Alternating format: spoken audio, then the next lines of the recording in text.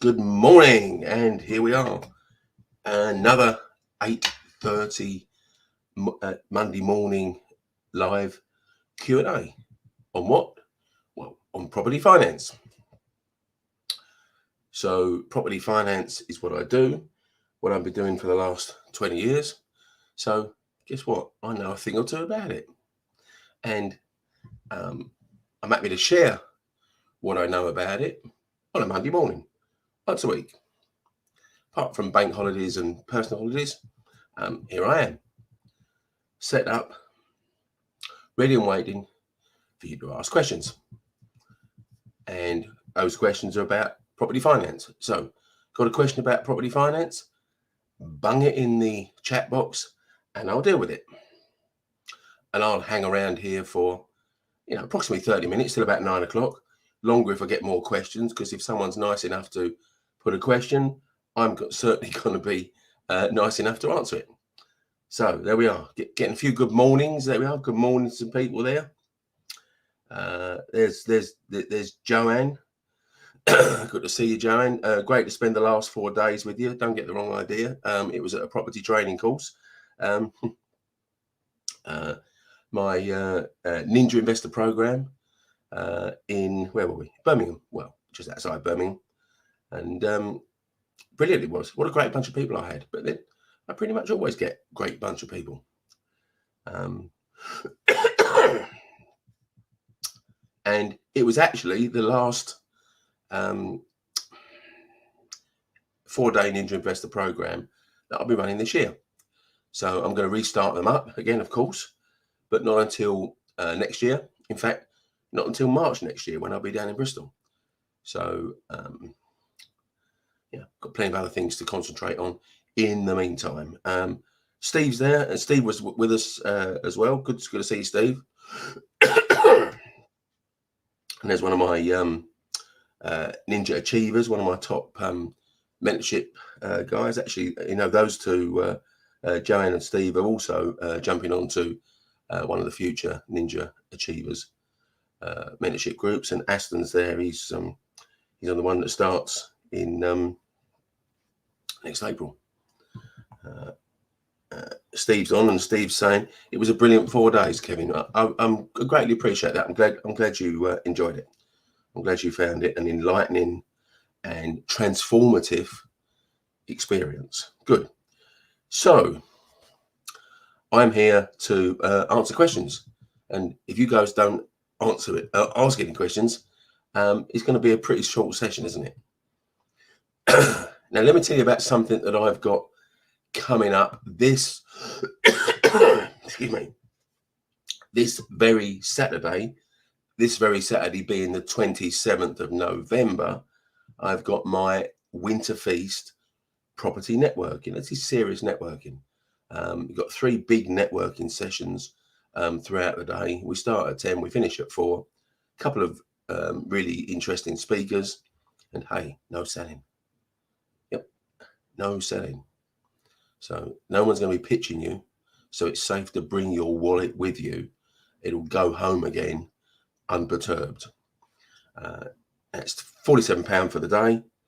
And it's literally just covering the cost of the hotel, lunch and parking. Now, let me find a quick link here. Come along. Still got some tickets. If you want to, where are we? Well, let's pop that in there.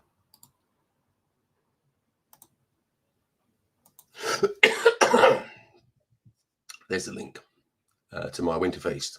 I only do it twice a year. Winter Feast, summer barbecue. So back end of November, back end of June. So if you miss this one, you've got to wait 6 months to have another one. So if talking property till your jaws ache is your thing, then this is going to be something that you enjoy. So there we are. Hey guys, got a question? What do you want to know about property finance? What do you want to know? Someone's calling me. Well, I'm not going to take the call while I'm on the phone. Well, no, I'm not on the phone. They're on the phone while I'm talking live to you. So there we are. Good. Well, cup of tea in hand, ready to answer questions. Just need you to ask them. And if you're watching this live, thank you. Not everybody's able to watch it live. Some people have got other things to be doing on 8:30 on a Monday morning.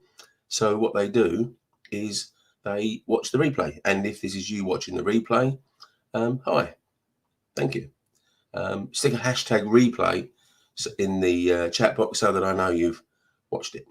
Now, you're a bit slow off the mark today, guys, with your questions. Now, it's a two-way street.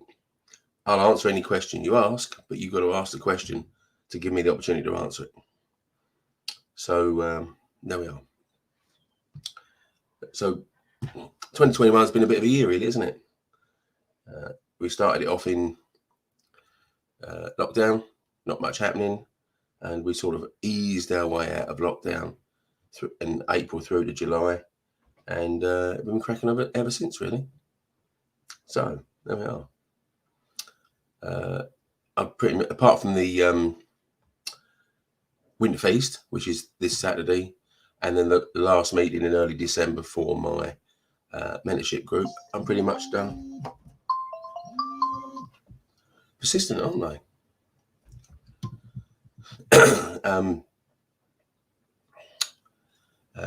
I'm pretty much done for this year now, and I start again.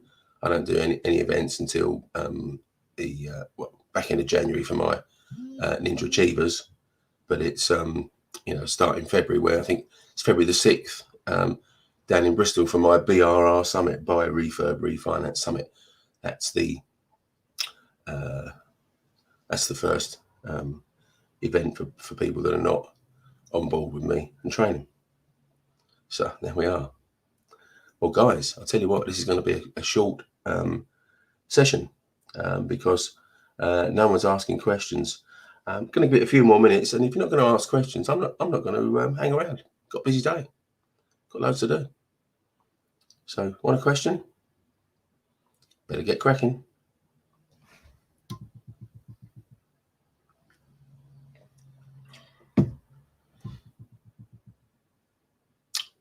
So,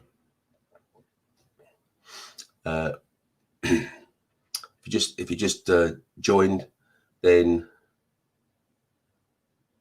okay. So we've got a Facebook user. That's okay. So Facebook user, thanks for the training over last weekend. Learned a lot. So someone else that was there over the weekend, and it was in fact Stephen Norton. Great, gotcha, Stephen. Yeah, brilliant. No worries. As with the rest of them, you're very welcome. And one of the things about my Ninja Investor Program training, which is different to a lot of training programs, they want to get up. They must want to get hold of me, don't they? Well, if I don't get any questions, I'm going to go and talk to them because they've clearly got something they want to talk to me about. Now, what was I saying? Yes, Ninja Investor Program. It's different from a lot of other training courses. In one respect, is it's the advanced level training, but there is no highly expensive third level training that you have to invest in to get the real money on the money content. Everything I've got to deliver, I give it over those 4 days. I don't hold anything back. You don't have to pay me more money to learn that, and that's fairly unique in property education circles, as I see it. And people love the fact that we got Tracy now from last weekend's thing. So good to see all you guys on here. There we are. Hey, a few more people have joined now. So I'm here to answer your questions about property finance. So I need you to ask some questions for me to be able to answer them. I'm going to be hanging around probably now for no more than a few minutes now. So get yourselves, get your question in there. If you've got a question, ping it in. Because that's the only way we're going to get the stuff done. I can't think up the questions for you. I mean, I could be here all week if I did that. If I was trying to tell you all the stuff I know. So I need you to ask a question and then I'll answer it. Good stuff. Hey, have you seen my Recycle Your Cash group? Are you in it? Maybe not. If you're in the Recycle Your Cash group, great. Pleased you're there. If you're not, here's the link. Hey, there we are. At last, some questions come in. So there we are. But I'm gonna give you a link to my Recycle Your Cash group. If you're not a member already, come over there. It's a nice place to be. We chat about property.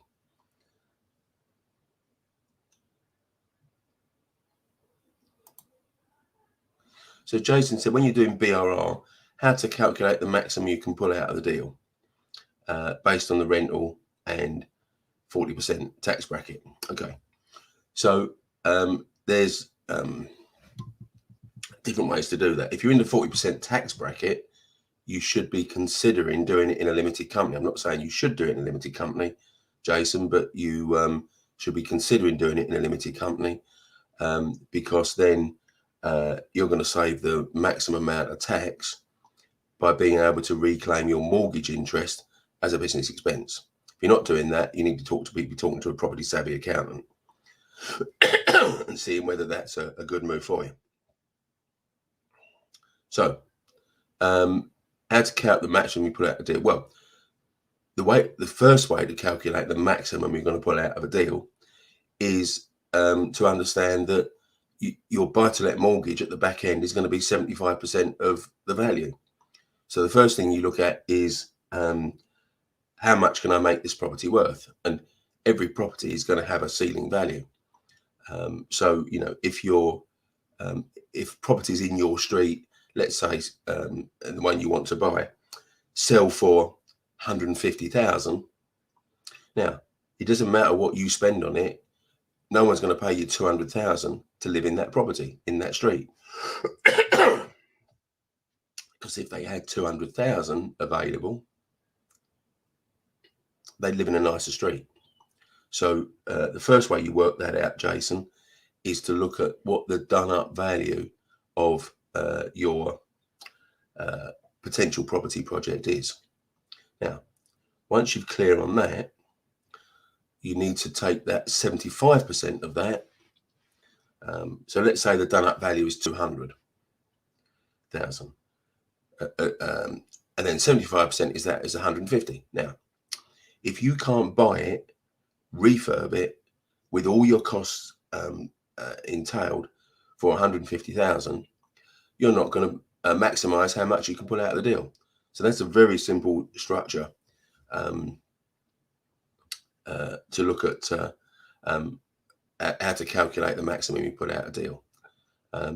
Look at the done up value, times it by 75%. That's the best decent mortgage you're going to get, and that's the work that works. That will work out from there how much you can put out the deal. Now, the rental income is another issue. That's slightly more complex.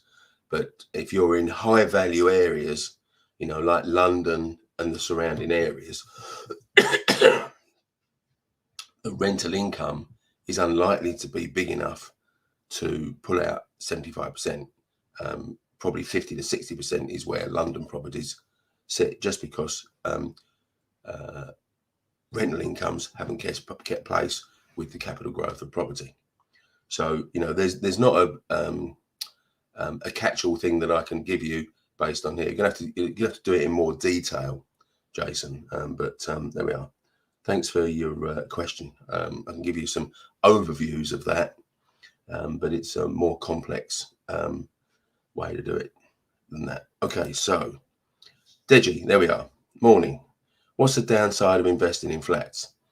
Well, one downside is you have to pay, you have expenditure that you don't have with houses.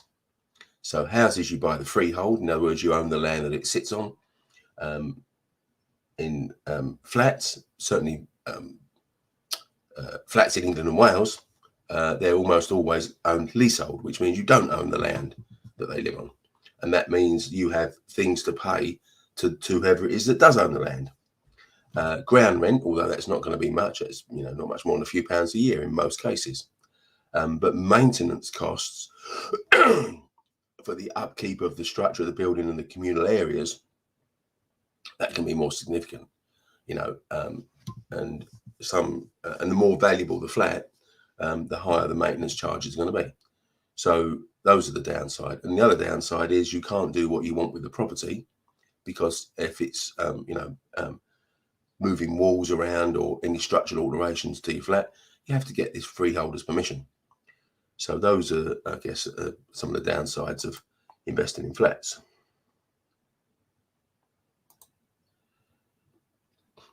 So should this determine how much, so following on from your last question, Jason, should how much you can pull out determine how much to put into the refurb for the area and the max possible rental? Absolutely it does. Yeah, it's an involved calculation, that how much you put into the refurb, because you could, as I hinted earlier on, you could spend too much on the refurb and not get that back because you've actually spent more on the property than it would value up at based on other houses in the street. Good. Marcia, thanks for your question coming through on YouTube.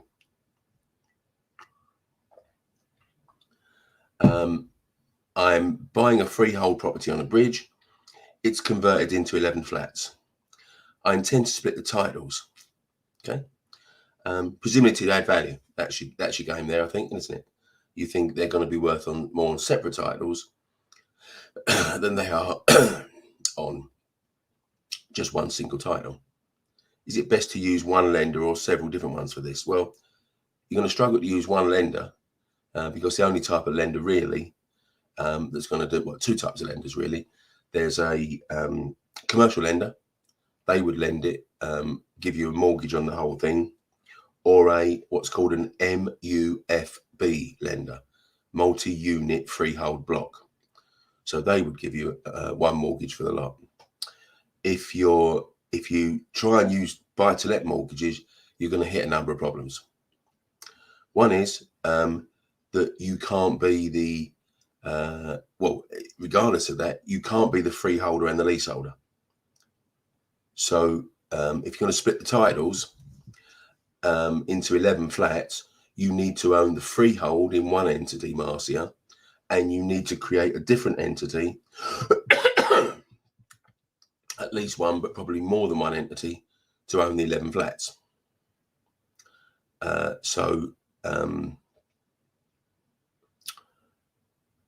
I don't know whether you have a limited company that owns the freehold and then a different limited company that owns each of the 7 leases, or more than one limited company that owns the 7 leases.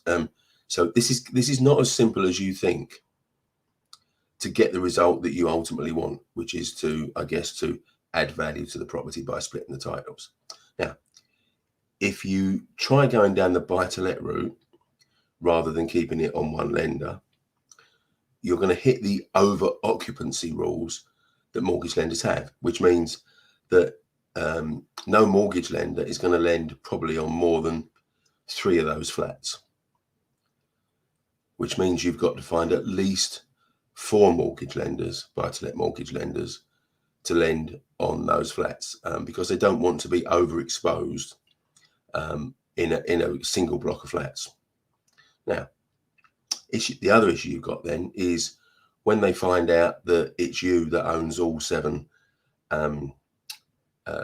11 leases in whichever name it is, and you also own the freehold in a different entity like a limited company, some of them are going to choose not to lend to you because you actually own the whole building, and that's not what they want to lend on. They don't want to lend on people that own the whole buildings.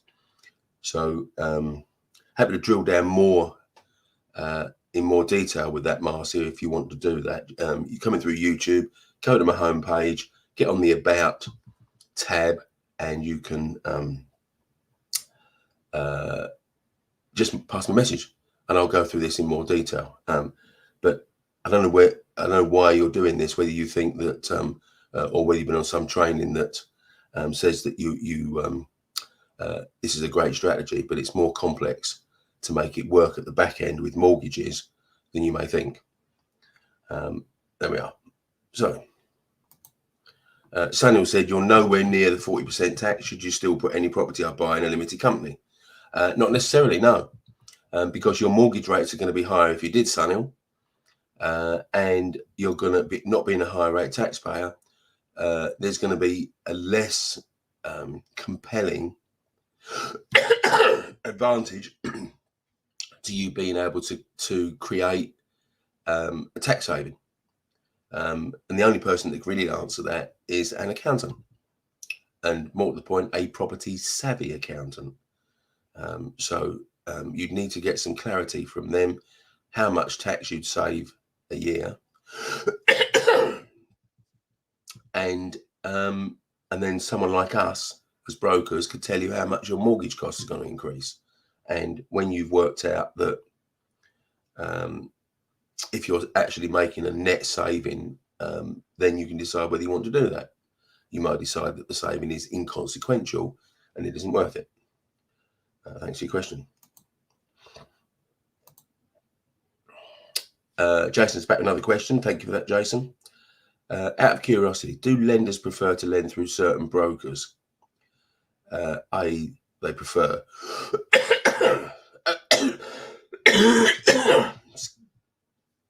Sorry about the cough I've got at the moment. Not really. I don't think that's lenders aren't going to decline an application from one broker in favour of a different broker. So no, they don't really do that. So that if the broker you're using, as long as they're not restricted to a panel, because some brokers have a setup, usually through a network that they align themselves to, where they have a panel of lenders. So there are some lenders on there that they can't use. But if it's a whole of market broker, to use that phrase, then yeah, that's then no, that doesn't really apply in any great shapes. Someone else that was in Birmingham with me for the last 4 days, and can't see who that is yet until I go and drill down, because I haven't given Facebook permission to use their name. It was awesome and inspiring. I'm glad you thought so. Thank you very much. Okay, guys, so there we are.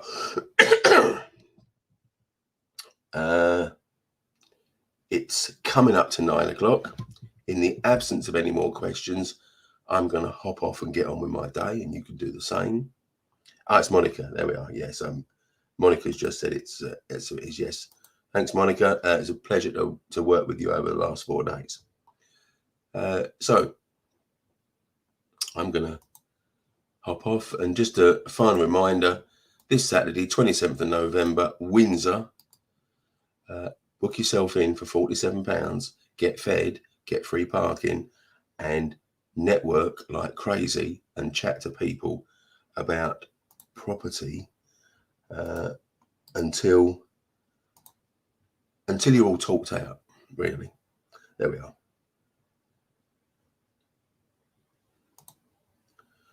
Jason says, thanks, Kevin. Just use you to set up 2 mortgages. Very impressed and well on my way. Oh, brilliant, Jason. Okay, great. So you've used our brokerage to do a couple of mortgages for you. Brilliant. Very pleased. Thank you for the business. There we are. It's a pleasure to do business with. I can say on behalf of my brokerage partners. Good. Likewise, what a great bunch of people too, Monica. Yeah, that's someone else that was there. Okay, so there we are. I gave you, I think, did I put the, oh no, I put it in there. There we are.